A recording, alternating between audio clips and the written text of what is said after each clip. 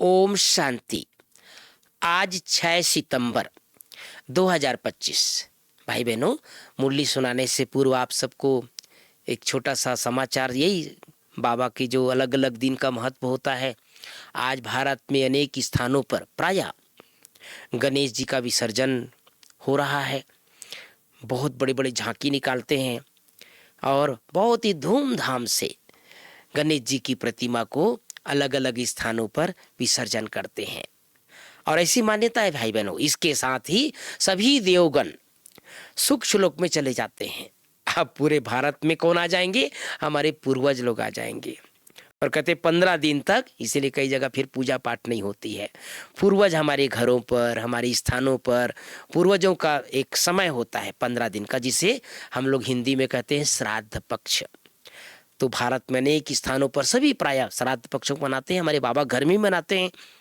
जितने भी हमारे पूर्वज लोग अपना देह त्याग करके एडवांस पार्टी में गए हैं, शरीर छोड़े हैं, उनकी स्मृति में कई बार यहाँ बाबा घर में भोग लगता है। कभी कभी सामूहिक भी लगता है और कभी कभी बड़े लोगों का जो बड़े निमित्त बन करके रहे और शरीर छोड़े हैं, उनकी याद में भी भोग लगाया जाता है।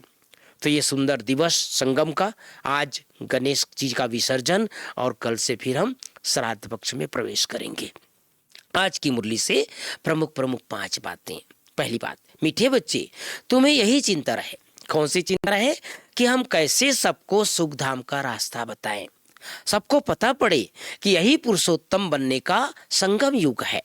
दूसरी बात, प्रश्न है, तुम बच्चे आपस में एक दो को कौन सी मुबारक देते हो?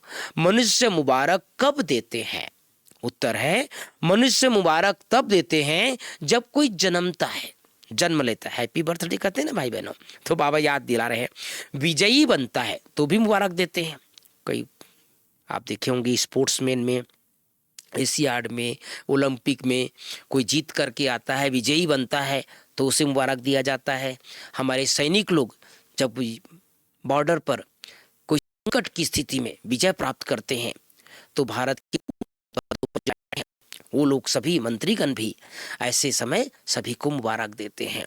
और तीसरी बात बाबा ने बोला, शादी करता है तो भी कोई बड़ा दिन होता है तो भी बधाई देते हैं, है ना। कौन कौन सी बातें बाबा ने बोला? जन्मते हैं तब, विजयी बनते हैं तब, शादी करते हैं या कोई बड़ा दिन होता है। परंतु वह कोई सच्ची मुबारक नहीं है। तुम बच्चे एक दो को बाप का बनने की मुबारक देते हो। तुम कहते हो हम कितने खुश नसीब हैं जो सब दुखों से छूटकर सुख धाम में जाते हैं। तुम्हें दिल ही दिल में खुशी होती है। तीसरी बात, जैसे बाप को ख्याल आया कि मैं जाकर बच्चों को दुखों से छुड़ाऊं, सुखी बनाऊं, ऐसे बाप का मददगार बनना है।